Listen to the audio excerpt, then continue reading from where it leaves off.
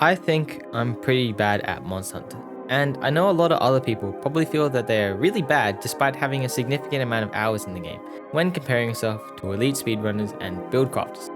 But as they always say, comparison is the thief of joy, and it makes me really wonder just how good the average Monster Hunter player really is. Now, I initially wasn't sure how to measure the performance of the average player, but then I realized a really useful metric: Steam achievements. These achievements show the proportion of players that actually got the achievement versus the amount of players who have played the game. So I can use these achievements as a rough estimate of the overall player performance, and then compare them to the amount of units actually sold of Monster Hunter to see how you stand compared to the average Monster Hunter player. So we'll be starting with the most popular of the games, Monster Hunter World and Monster Hunter World Iceborne. World has sold around 30 million copies and Iceborne has sold around 15 million copies. Now, technically the Steam achievements kind of include both Iceborne and World player counts, but we're not really going to worry about that as much because the whole idea is not supposed to be an 100% accurate representation, but just giving you an overall idea of how the average Monster Hunter player performs. So if we look at the Steam achievements, we can see that the most average achievement that marks a point in progression is this: Empress of the Highlands, earning the right to take on 7-star assignments. This means you have to fight Pink Rathian, and it's just after the start of high rank. So that means if you have beaten Pink Rathian, and I mean, again, I must preface, this is not like, oh, I had to speedrun kill him, no damage, like flawless kill him, right? This means that if you got up to it, you could have clawed through it, maybe 1 HP, no healing, literally doing 0 damage, and if you just chipped away and somehow managed to kill the monster, that means you are better than at least 10 million people. That's like the population of Sweden, technically. And in a sense, you would have had to have fought all the low rank monsters. Many consider stuff like Anjanath, Diablos, Rathlos, and even Zora Magnaros as walls to getting to high rank. So if you've completed at least those quests, you're better than the average Monster Hunter player, in a sense, in base game.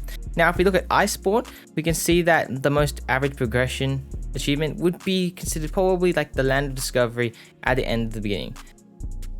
So this means basically you've completed the main story and have unlocked the Guardian Lands. Now the thing is, it says 30% on Steam, but in a sense, we can assume that around, 50%, almost 60% of players who played World played Iceborne, so I mean 60% is like the total now, so that's now half of 60%. So if we think about it, only really 50% of people who actually played Iceborne actually ended up finishing the story and unlocking the Guardian Lands. And the story is, honestly, I'm pretty sure the story definitely is a lot tougher than the base World, in my opinion.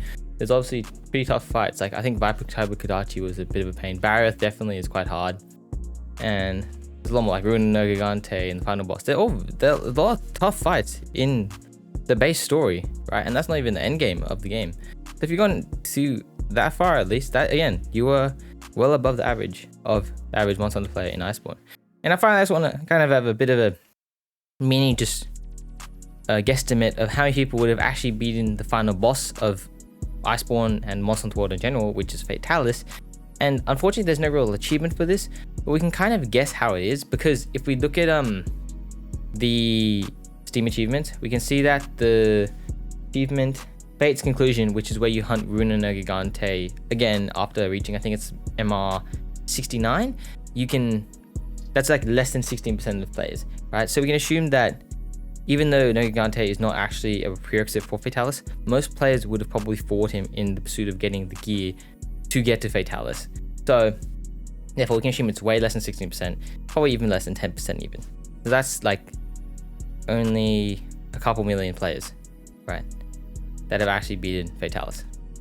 So if you beat Fatalis, then you're literally cracked at Monster Hunter. Like, that's how it is.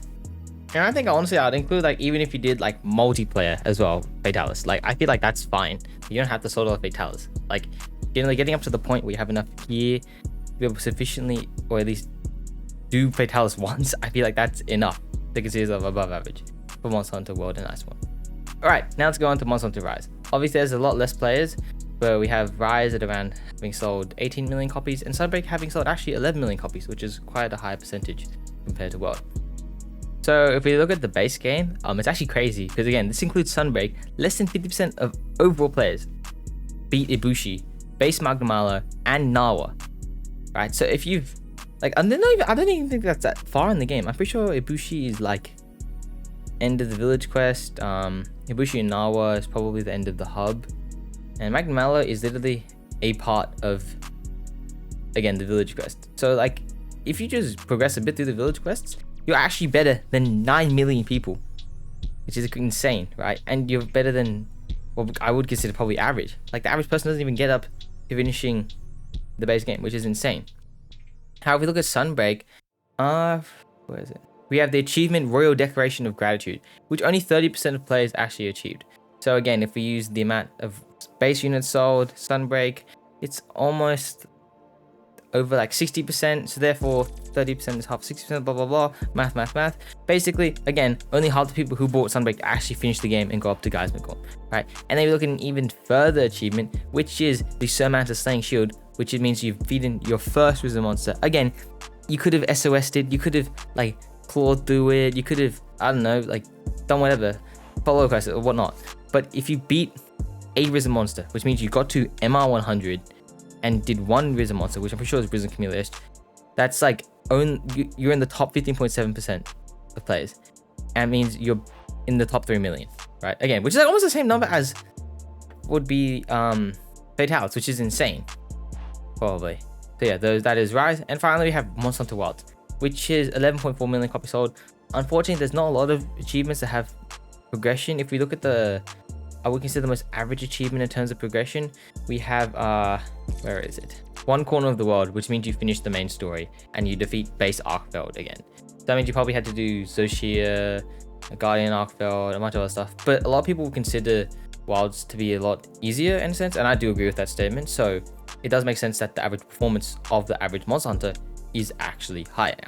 Finally, then, if we look at stuff, the Christian Established Hunter, which means you reach high rank 100, that's actually 40%, which is actually quite a large amount compared to probably the previous games.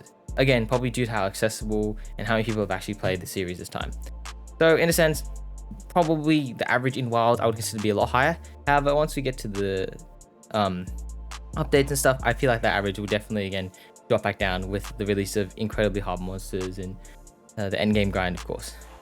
Now, finally, I want to talk about the old gen games. Basically, this is Monster Hunter GU and before, basically.